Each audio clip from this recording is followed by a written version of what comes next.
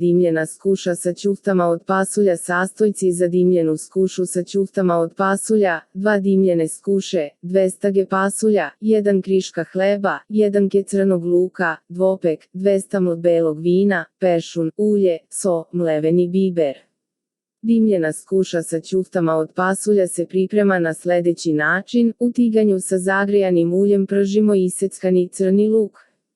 Posolimo i mešamo. U sud sa parčadima hleba dodamo oko 150 ml vrele vode. Iseckani peršun stavimo u veći dublji sud, dodamo prethodno skuvani i proceđeni pasulj, isečenu parčad hleba i 1 kašiku prženog luka. Posolimo, pobiberimo i miksamo u blenderu.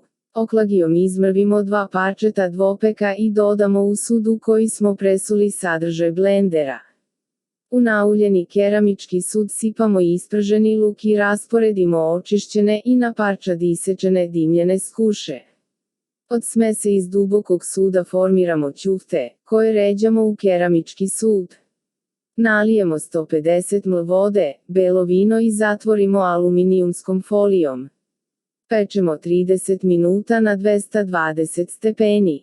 Parčad skuše stepenasto ređamo na činiju, a na drugu stranu stavimo ćufte od pasulja. Za najnovije recepte kliknite subscribe, like i zvons, svaki dan najnoviji recepti, zato nas zapratite.